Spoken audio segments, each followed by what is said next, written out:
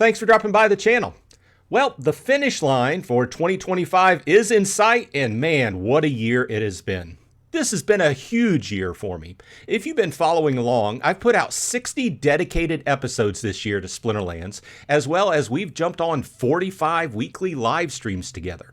And thanks to Blaze and the Splinterlands team, as well as a host of people in the community's donations, we've been able to give away more than $500 worth of Splinterlands items during those live streams, making Saturday mornings just a little bit more exciting.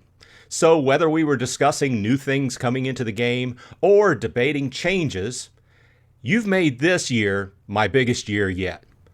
But today isn't just about the channel. It's about the game that brings us all together. Splinterlands didn't just survive 2025, it evolved. From the birth of the Validator network to the massive Conclave Arcana launch, we're going to look back at the highlights that shaped the Splinterlands we're playing today. So grab a drink, settle in, and let's dive into the 2025 Splinterlands Year in Review.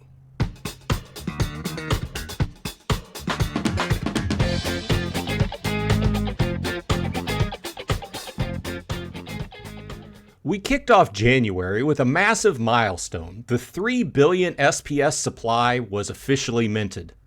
Think about that.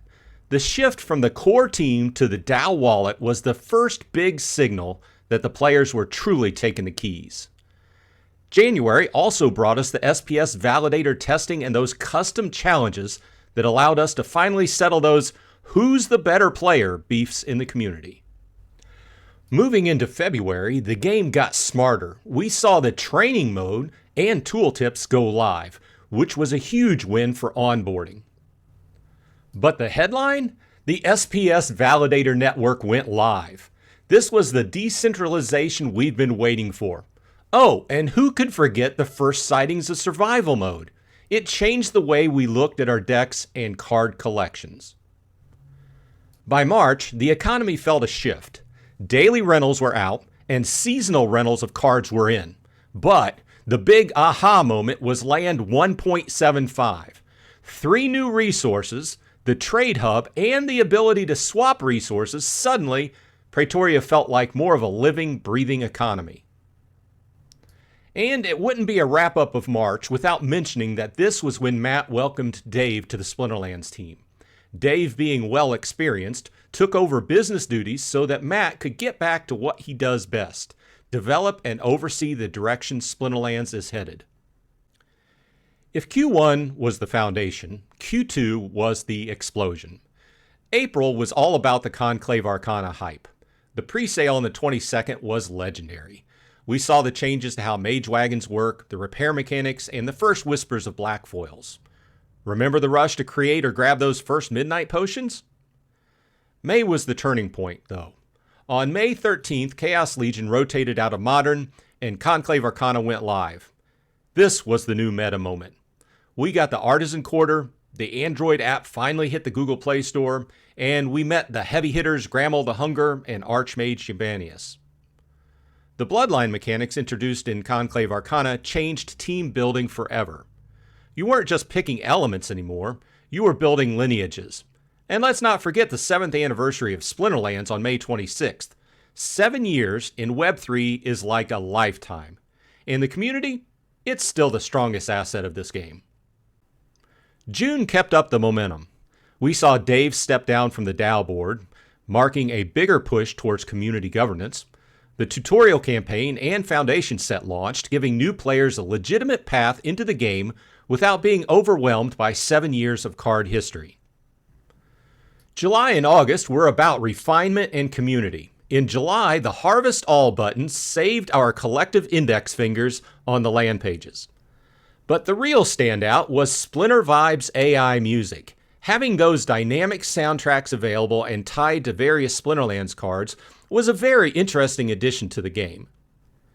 We also saw the Frontier format go live. This was a breath of fresh air for the competitive scene. In August, the team took a stand against botting in Modern and Frontier, a controversial but necessary move to keep the rewards in the hands of real players. One of the most heartwarming moves this year was the Crypto Gaming Recovery Fund. While other games were shuttering their doors, Splinterlands offered a bridge for those displaced players. By September, we saw titles like D-Crops join in the fund, proving that the Splinterlands ecosystem isn't just a game, it's a hub for the entire industry. We hit the home stretch in October with the Hallows Fall event and the first unbinding schedule for Rebellion rewards cards, but the energy really shifted in November. We had the Splinterlands Grand Prix, and honestly, watching the streamers go head-to-head was some of the most entertaining content of the year. It's what inspired me to keep pushing the 45 live streams we did. We also got the jackpot cards in chests, making every chest pull feel like a potential lottery win. Then came December, and what a month it's been. Land card crafting finally went live. The Tireless Farmhand sold out in 30 minutes. More than $100,000 worth of old cards were burned in the process, the deflationary pressure we've been waiting for. And the big one, the iOS app is finally live. No more mobile browser workarounds. We are fully native on both platforms. The icing on the cake? Splinterlands was officially named Best Card Game of 2025 at the Play to Earn Awards. After everything we've been through as a community, seeing that trophy was the perfect way to end the year. Looking back at those 60 episodes and 45 live streams, I realized that Splinterlands isn't just about the ROI or the card stats. It's about this community.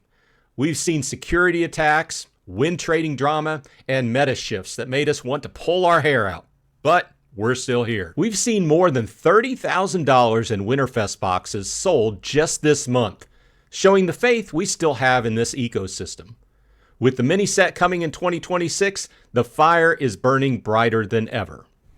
Thank you for being part of the Bronze Dragon Gaming family this year. Whether this is the first video you've watched or you've watched all 105 episodes, I appreciate you. But I want to hear from you. Leave in the comments what your single favorite addition or change to Splinterlands during 2025 has been. And remember to include your in-game name or your Hive name, because I'll be sending out a little end-of-the-year gift. We'll be doing the drawing during the first live stream of the new year.